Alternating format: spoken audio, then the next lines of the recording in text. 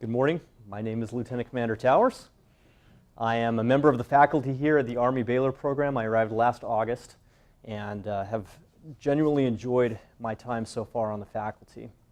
I teach operations management as well as organizational behavior, and we'll be teaching health policy. So we'll have an opportunity to work with these students in a number of different domains.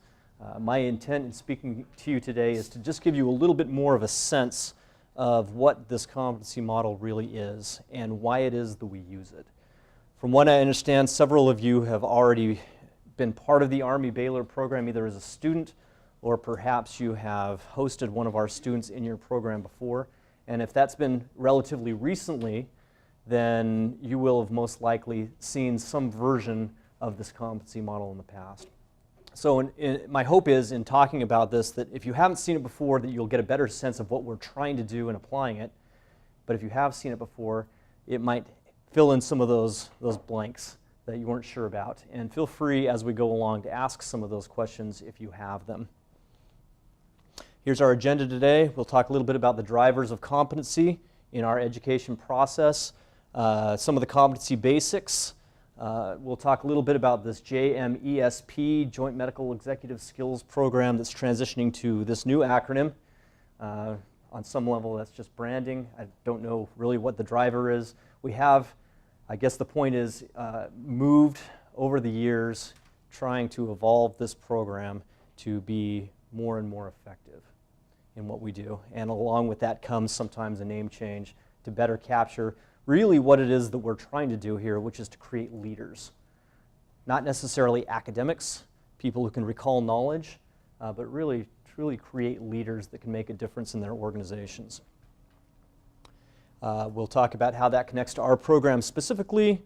We'll talk about how we actually assess it, because it can be a little bit nebulous sometimes trying to connect what we actually do to some hard and fast skill set that they have. And then finally, and most importantly, we're going to talk about how you all essentially act in partnership with us. As Colonel Jones says, there's an academic component in that first year. There's the practical component that the students get in the second year. But really, it's not two separate and distinct things. It's all part of the bigger process. Just very quickly, one of the major reasons why we do this is because we're told to do this. CAMI is a big driver. CAMI, by the way, the Commission on Accreditation of Healthcare Management Education. It's the analog to the Joint Commission in the academic world. They accredit our programs, which in turn gives us some legitimacy and validity, and in turn we are required to demonstrate that we are staying in line with a lot of these standards that they've found to be effective components of strong healthcare management programs. Might also interest you to know that our faculty have historically been very involved with CAMI. So not only are we recipients of their guidance and implementing their programs, we actually have been very central to creating those standards. So really what you see in the Army-Baylor program is something that CAMI then will sometimes take and use as a best practice to help other programs, which really sets us apart, puts us on the front line a little bit to not only create the standards, but to be able to demonstrate the validity, the value of those standards as the students pass through the program, but then actually go on and become successful leaders in your organizations. So just very quickly, we're going to be talking about what competencies are. I know this slide is very small. It's even smaller if you try to follow it in your packet. So I will do my best to hit the highlights, the wave tops, as I like to say in the Navy. Didn't realize that was a Navy term until I told that to an Army audience. Like, wave tops, what's he talking about? Anyway, very, very basic. A competency is a combination of skills, knowledge, and attitude. And most of you can probably make that connection between competency and skills and knowledge. But where do you think attitude fits into competency? Any thoughts on that? Where do you think attitude fits into competency? Professionalism? Very much so, right? Being able to interact on a professional level with your colleagues. What else? Willingness to learn and grow, develop. He says willingness to learn, grow, develop. I think that's fantastic and a great point, and both of them are. Beyond that, I would also say a willingness to take risks when risks are appropriate. We find this a lot with our students, that they're very, very smart, but very, very reticent to actually make a decision and stick to it, try to defend it. But as most of you all know, that's a big part of what we do. We operate in a space that's very nebulous. It's hard to know exactly what we're supposed to do. If the decision were clear, anybody could do the job. But really what sets apart exceptional healthcare leaders is their ability to work in a nebulous environment, make a decision based on good information or the best information available, and then act on it. And so that's what we try to teach as we try to link our curricula to these competencies, pushing these students not only to think about what they know, what they can do, but also what their attitudes are in relation to what they're going to be asked to do as leaders. It's what is expected in the workplace. We talk about skills, knowledge, and attitude. More academically, psychomotor, cognitive, affective. Really, it does come down to skills, knowledge, and attitude. Some of you may be familiar with Bloom's taxonomy. This is a way of thinking about levels of, what's the best way to put this? Basically, taking someone from a basic knowledge of something on how something is supposed to work and then being able to apply it and then think critically about what they're doing. So I know you probably can't see this, but this pyramid starts at the bottom. The very lowest level in Bloom's taxonomy, it's really all about rote memorization. You take a student, you give them a list of 7 things to remember, they memorize it and they can spit it back to you. The next level up is understanding. Why it is that these pieces fit together. After that, it's applying it. How do you take what is kind of static on a piece of paper and really put it into use in a real-world situation? This is where we primarily live in the academic world.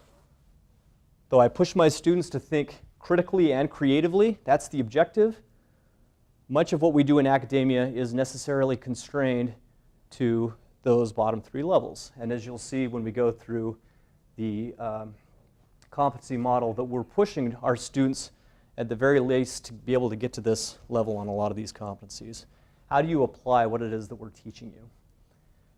But I want you to remember that even though that's the standard we set, that's the baseline, again, we're trying to push these students to go beyond that so that eventually, over the lifetime of actually working in this field, that they become better at intuitively seeing what it is that they have to do. Not just saying, well, I remember, sitting in Towers class 10 years ago, he gave me this list. What's the next thing I have to do on this list? If you're at that level, you're already kind of behind. A lot of the things that we do as administrators come naturally because we've done it before, and we're just instinctively going to do something. That's operating up at this level. And that's where we're hoping to get these students, but it is a process, and we have to start somewhere. So competency basics. If you were going to assess a competency, thinking about action words associated with each one of those levels is useful when you're trying to figure out what level a student's at. For example, if you wanted to ask an application question, I don't know if you can see this, but we've actually highlighted a couple of words in here, action words. So this is a question about managed care consults and referring to the network. If you're wanting to see if the student is operating at an application level, you might ask that student to solve a problem.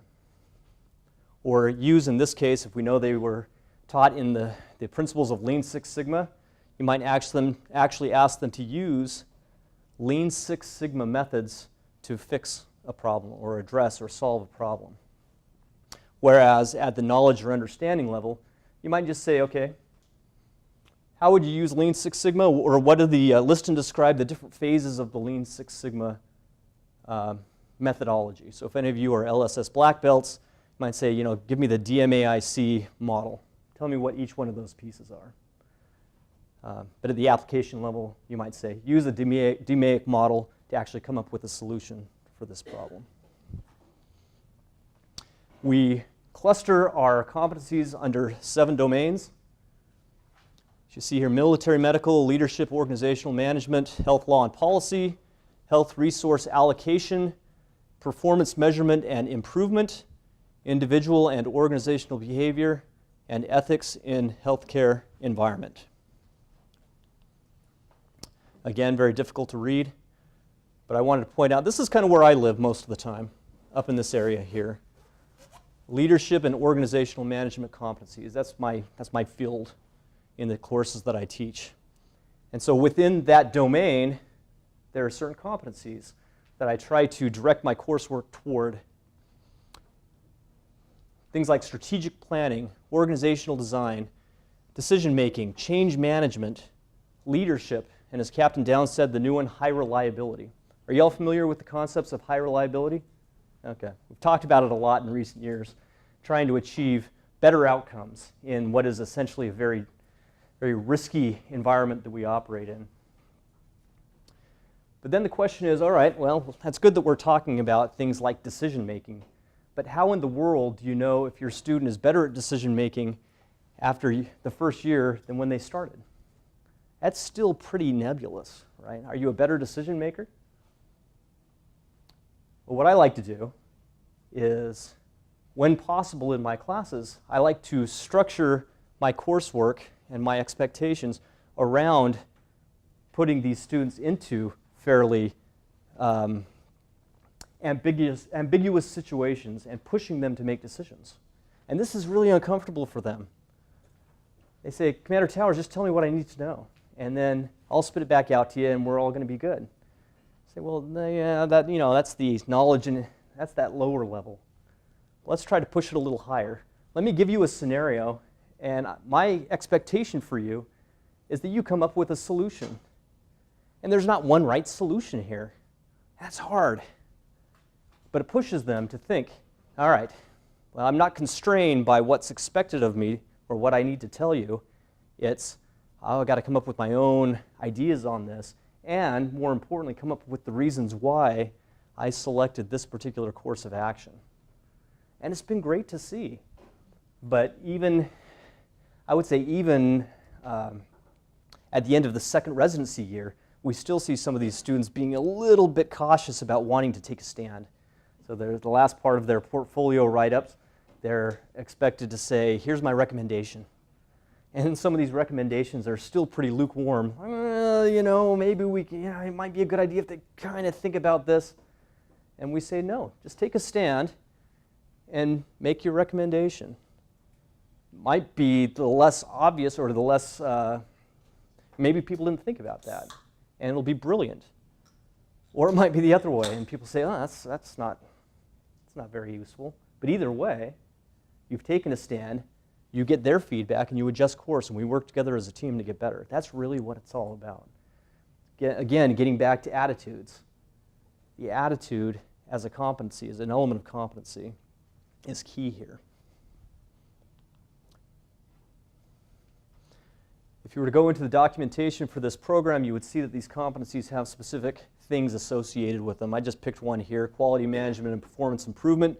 Senior leaders must demonstrate the following behaviors at the application level. And I just highlighted another one here: employ tools and techniques in support of data-driven decision-making. That's a little bit more concrete, right? So in my operations management course, we introduce a number of tools that they can actually use for data-driven decision-making, tools that many of these students have never seen before. So it becomes easy to say, well, you started from not having any idea what this thing is to being able to actually demonstrate to me that you can take some real-world data and get clarity using these tools, right? Things like decision-making, much less clear.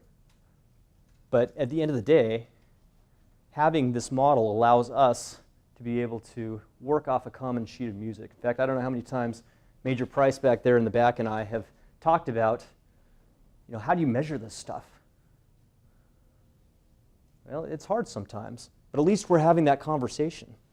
At least we're trying to get a sense of going beyond just, how did I, did the student pass the class? Did they pass the test? All right, good enough. That was my experience when I went through my MHA program 15 years ago, not in the Army-Baylor program. As long as I passed the classes, got my degree at the end, that's good enough, right? I'm an MHA. I'm a healthcare administrator now. Am I any better at making decisions at that point? Well, I remember thinking, I don't think that I know a lot more, in my mind about how this is supposed to work, but from an experience perspective, maybe not so much. I don't know if you all had something similar in your programs, but to me, coming to this program and seeing education based on a competency model is very, very helpful because it allows us as teachers to communicate at a certain level about how to gear our course deliverables in a way that gets to these competencies based on the actual documented expectations, but also to be able to help the students get a better sense of what it means to be ready to go out into the field.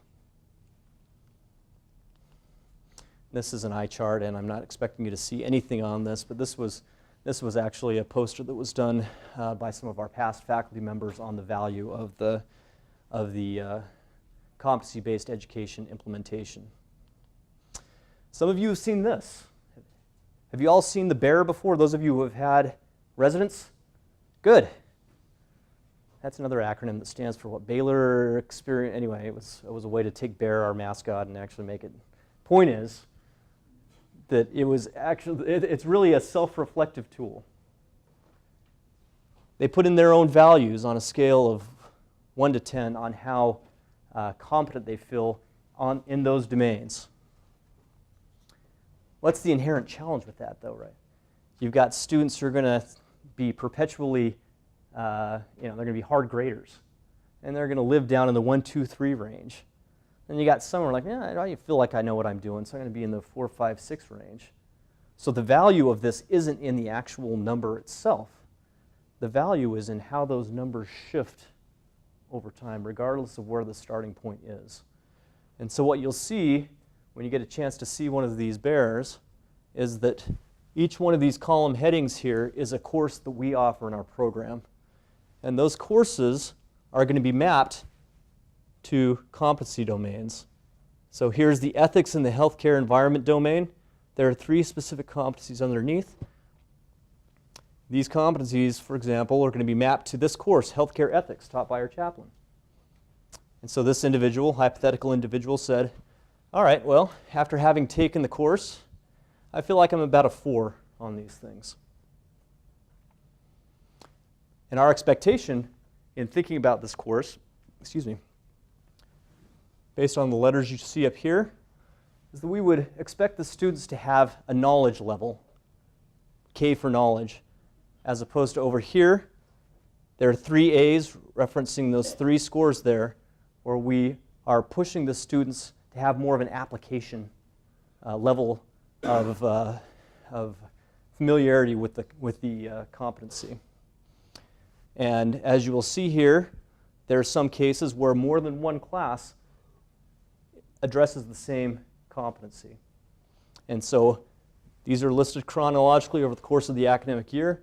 Again, our intent is for this to be a self-reflective tool to be used along with the advisor to help the student feel like they're progressing and getting better at these competencies.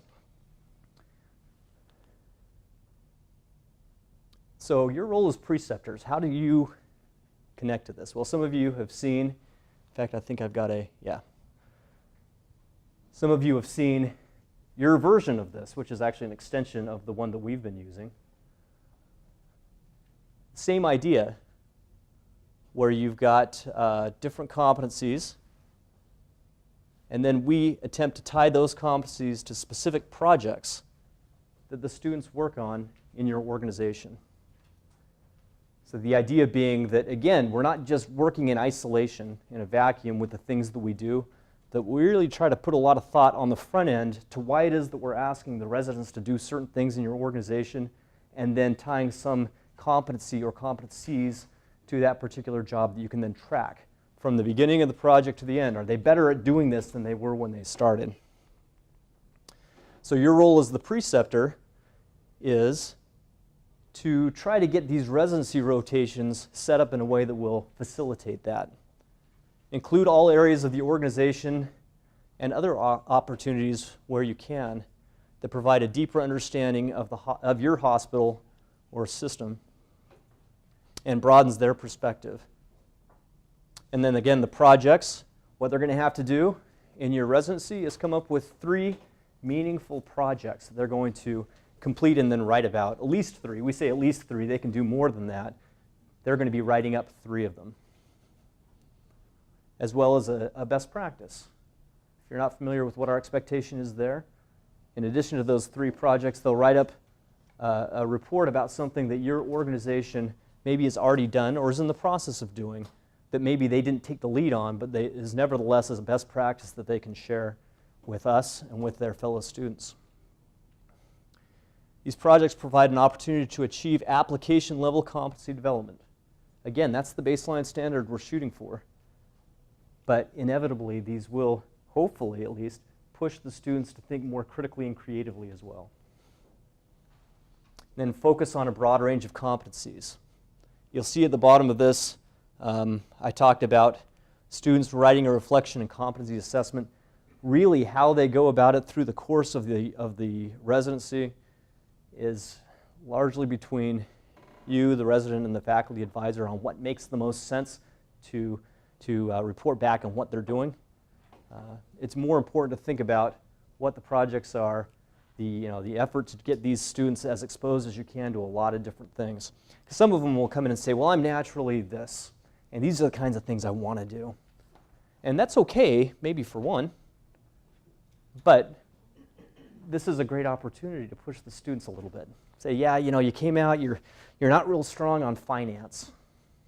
Well, maybe you should work on a finance project because you probably know more than you think you know. And having something like this that takes you out of that comfort zone a little bit will help draw out of you what you actually do know and make you more confident in your ability to go and use it in the future. So again, this is just another example of taking a competency and thinking about how to actually show that the student is at that level. Some action words. Demonstrating.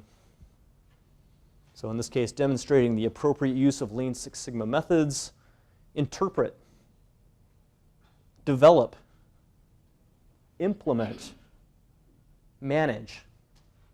Notice how all these go well beyond, recite back to me what the phases of a Lean Six Sigma project are. We already looked at this. I will point out as well that there's an opportunity for you as the preceptor to initial that you've looked at this, that you concur, and that you're on the same page, same sheet of music.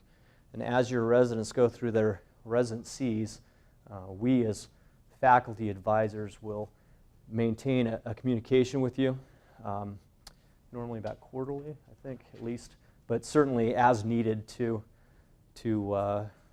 ensure that you have what you need, and the student is performing the way he or she is supposed to be performing, and that as we bring the overall experience to a close, that we can all be excited about where the student is and what their next opportunities might be.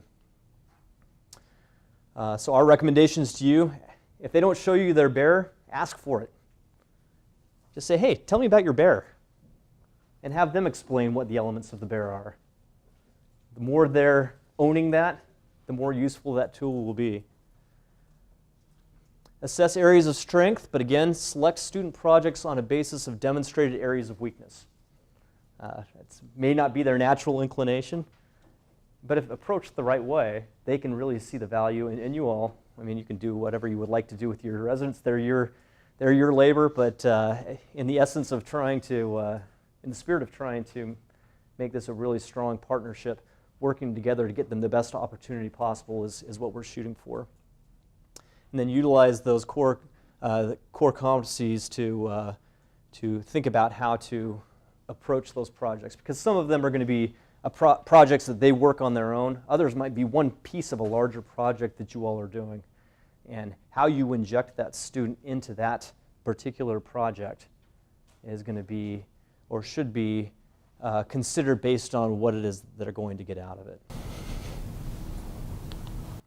And that takes me to the end of my brief, but I can certainly answer any questions that you might have, or if I don't know the answer, we can turn it into a little bit of a panel discussion. Any thoughts, questions? Yes, sir. So as mentioned in... Oh, microphone, I'm sorry.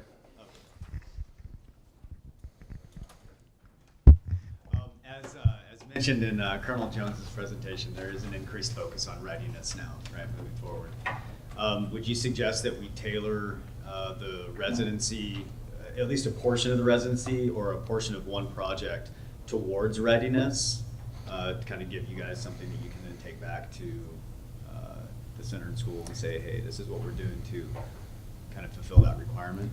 I think for those of you in military treatment facilities, certainly, I think there's a great opportunity there because for the sake of the entire group here, we are a healthcare administration program and we do try to be fairly broad-based, but that said, you've got 3 projects. So having at least one of them tailored toward an area of particular value or focus is time very well spent.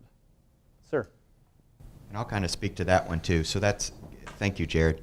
So if you look at our competency map, that's one of the areas that we in the academic side barely cover, and that's the military medicine portion. And so that's a great gap where we look at you all and your expertise to fill. Sir. So I know that there was a switch made at some point in time to go from the big GMP to these projects that are out there. But as a guy that's been a DCA now for 5 times and dealt with a lot of folks coming out of the residency, what's lacking is an ability to go a mile deep on a lot of things. And so I understand the program is what the program is, but I think that we're missing a mark someplace with these folks in the residency that work on these 3-page max type of things, which are really simple things at the end of the day. I've got lower level administrators in my organizations that can do those type of things. I'm looking to develop skills in folks that when they get out of the residency, I can put them in and go a mile deep and get way into the weeds and give me a good solution and an analysis on whatever the big project of the day is. And what I'm finding is these kids can't do it. It takes a lot of hand-holding, a lot of shepherding to try to get them in to understand what's required with that and what the expectations are with that. And quite honestly, when you sit in my position, as we all have, we're busy. Right. And if I have to go shepherd somebody through it, then what is the utility of that person to me within my organization? So I know we made the switch for a reason, and it goes to the broad spectrum of competencies that we try to develop in these guys. But I think we need to potentially strike a balance between, maybe a couple small projects, but then a bigger project that requires them to research and get way more in depth on a subject and get all of the domains to go in and make a good project out of that. I think that's fantastic feedback and feedback that I could take back to my class as well. That there's what we do in the course, and then there's real life. So for all in the room, right, when we did the GMP, basically that was a thesis. And so we moved from a thesis to doing projects. A lot of that was from the stakeholders to say, hey, we've got students holed up during their residency just writing a long, long paper. The intent with the projects is not actually to go 3 pages deep. So really what we'd like is for you to push them deep.